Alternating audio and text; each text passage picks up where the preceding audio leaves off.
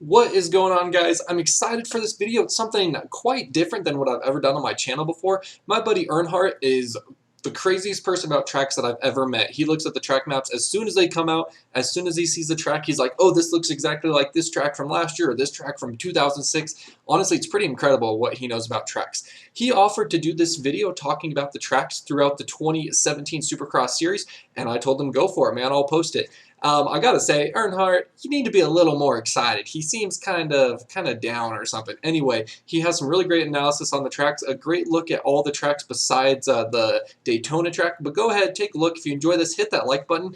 And while you're at it, comment down below. Let me know who you think is going to win the 2017 AMA Supercross 450 class. I got my money on Roxon. All right, guys, enjoy. Hey guys, Earnhardt here, and welcome to the 2017 Supercross Track Showcase. This started off the season, of course, we're in Anaheim. It's a fairly standard and simple track design this year with 60-degree corners and whatnot because we're in a baseball stadium and right angles aren't a thing.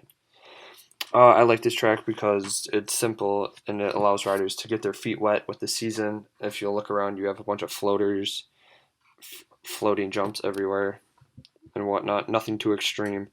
And then on the back side of the track, you have a couple dragon's backs, and now say it with me. It's like riding up and down the back side of a dragon. And with that, moving on to San Diego. Now with San Diego, the first thing I noticed was this super tight hairpin to get to the whole shot, which I think will provide for some good action right off the start. And this track looks a bit more technical than Anaheim 1. Then you have some long rhythm and whoop sections here, which I really like. And then we have like what I'm going to call an open bull corner. I like those a lot too because block passes are the best. And then there's no real regroup period. It's like right after you hit the finish jump, you're already right back into the track again. And you have no like relax. You're going balls to the walls every lap, every time. On to Anaheim 2. Anaheim 2 pulls out all the stops this year. You got, what I like here, some long rhythm and whoop section. That reminds me a lot of last year's Anaheim 2, where you have 3 back-to-back long rhythm sections. Then on the right side of the track here, we kind of have like a regroup session, I'm going to call it, where it's just like a couple of rollers, then a sand section, then on and off. Kind of gives, I think, a part for the riders, a not so intense part of the track where they can kind of calm down, get their heartbeat lower, or heart rate lowered. And then bonus points for having an over and under. I'm a sucker for over and unders. I've loved those since I was a little kid. And then 270-degree turn, under, over and under, and kind of like a weird corner thing, then you kind of sweep back onto the first straight here. And then with this rhythm section here, I think you could be able to quad it potentially, which I think would be pretty cool, and you could gain a bunch of time with that. And then on to Glendale. Well, of course you have the super duper long start. Then you got rhythm sections, of course, and we have back-to-back triples, which I think will be pretty cool to see. Then whoops, and then kind of open bull corner, then you go back down the start straight, and then to this weird chicane type turn across the start straight, then into what I think is going to be 270 degrees of sand. It doesn't show it, but it probably will be. Over the over and under, then you go straight into a rhythm section, which I will think will be pretty cool. And yeah, so on to one of my least favorite tracks of the year, round 5 in Oakland. I just don't like it because it's got a bunch of short straights everywhere. You only got one decently long rhythm section. I don't know. I don't really like this track, so I didn't really want much to say about it. The only thing I do like is what looks to be a back-to-back-to-back dragon back section, which could be pretty cool to see. Have the riders work their way through that. And overall, Oakland looks super bland to me. On to Dallas, or Arlington, as some people are going to call it. Went to the start. looks very tight and sharp, super short for the main straight. Then you take a left-hander, gets kind of narrow, cut across the track. Long rhythm section here, which I really liked. And then kind of zigzag your way through this side, and then cut up the track into the bulk corner. Got some whoops, and then whoops and what looks like to be into another looks into a dragon back, kind of jump across the track, bulk corner again, jump back to the whole shot line. And yeah, this is one of the tracks that it took me a while to figure out, because this looks really confusing at the start of it when you first see the image. And yeah, on to my home race of Minneapolis. I will be going to this event, first Supercross race, which will be really exciting for me. Decently long start straight for a football stadium, I think. Kind of the same start design as Dallas, where you kind of cut across the track. And then you got this short straight here, which I think riders will still be pretty packed together. And then along this straight, they'll spread out some more. So by the time you get to this turn here, you might be kind of settled down, I guess. Overall, super creative design. I really like it. You have riders going in different directions everywhere. Then right here, you got like what looks to be a back-to-back sand section. And then maybe this turn could be sand as well, which would be cool. And yeah, this will be my home race, and I'm gonna have to miss a hockey game for it, so that'll be fun. On to Atlanta, the last race in the Georgia Dome, possibly. Great use of space, as you can see along the sides. Not a lot of gray; it's a lot of dirt.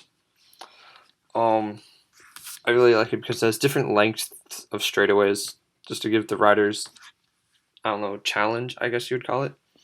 Then you have this weird dog leg type straightaway, which I think we saw last year in East Rutherford and Atlanta, but don't quote me on that. Overall, I like this track a lot. I don't know what else to say. So for round 9, we go across the border to the land of quags. We go to Toronto. First thing I noticed was this long start straight. This could possibly be the longest one of the year. And then you got take a left-hander, and then you got the whole shot here. But what I'm going to say is, even if you do get the whole shot here, you're probably not going to be in the lead by the time you get to this whoop section here. Because I mean, you got bull corner, then you got rollers and a 5-pack. A lot can happen in that area.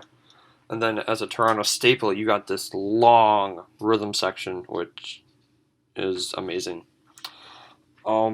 One thing I hope they would do in the future is use more of the floor. I know this is supposed to be able to fit in a football stadium, but I wish they would use more of the floor in the future.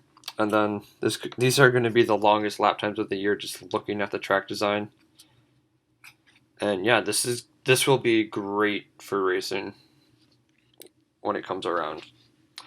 On to Daytona, but the Daytona track maps aren't out yet. Last week, I got into a small conversation with Ralph Shaheen, asking if there'll be a crossover this year, and he told me that I have to ask Ricky Carmichael, so I asked him. I haven't gotten a response, so if we could kind of get him to communicate with me, and we could collab on this track design, that'd be kind of cool. And yeah, there's never been a crossover at Daytona, and I think there should be one, because there hasn't been. And there needs to be. Enough said about Daytona. Let's move on to Indianapolis. With Indy, you have rhythm sections everywhere. 1, 2, 3, 4, 5. I guess you could call this 6 rhythm sections. And then you have the start-finish jump, which goes over the track, which is what I always like. I don't know. I prefer those, I guess. Kind of like into a weird hip jump triple thing, I guess, and then you got some whoops, and then you're back onto the track. And then right here you got like what looks to be a dragon's back going into a triple. I mean, that's going to kill your speed, because you're going to be like launching into the face of that. So we might be seeing a lot of guys case this triple.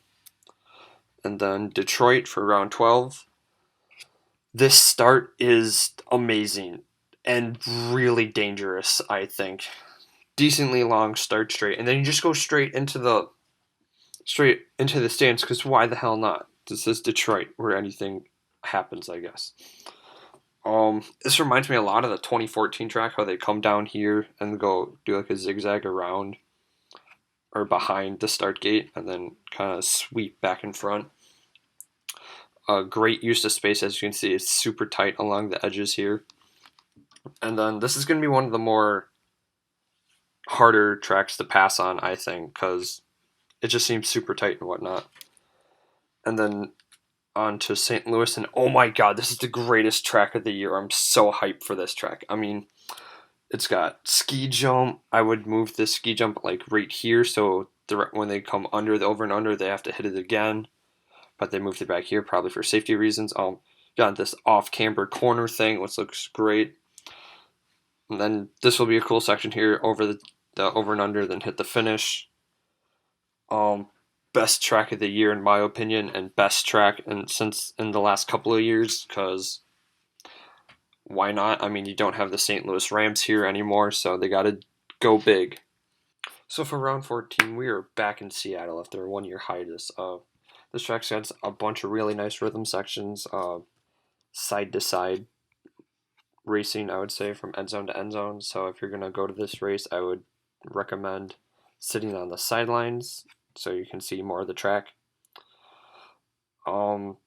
It's got 2 nice, decently long whoop sections, but I would wish one of them would be a rhythm section, because just the way the track is, it feels like it needs another rhythm section. And then another note is rain could be a huge factor in this race too. Seattle is in the Pacific Northwest. That region of the United States gets a bunch of rain during the year, and it's also in April, so that is one of the rainiest months of the year for the United States. Moving on to one of my least favorite tracks of the year, Salt Lake City. The stadium, I think it's called Rice-Eccles Stadium. It's smaller than any of your National Football League size stadiums, so the track's got to be a bit more compact. And a sign of that, of the compactness, would be this small triple here, since they don't have space to put it in a standard sized triple. Got to put a small one. It's the only track this year that doesn't have one of the larger triples. Right here is probably a double. I don't know if you can tell because of the scoreboard, but yeah, it's the 2014 East Rutherford track, as you can tell, minus this chicane. And with that, on to East Rutherford. And when I first saw this, I thought of last year's Toronto track. I mean, got this sweeper, straight hairpin, and another sweeper around. The only real difference is this hip jump in the corner. I really think this track design has been overused in the past 2 years. I mean, we see it once this year, and then we saw it twice last year with a little bit of variation in Toronto and Dallas.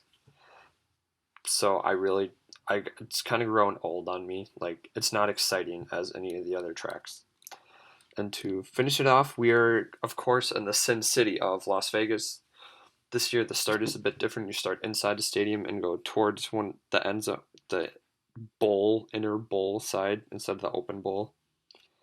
Then you sweep around, then you go down the rhythm section, then you're outside, of course, as you're in Vegas, and then another staple as with the ski jump. I like the track overall. It's kind of remind me a bit of Glendale with this bowl kind of back down the start straight, then into the chicane.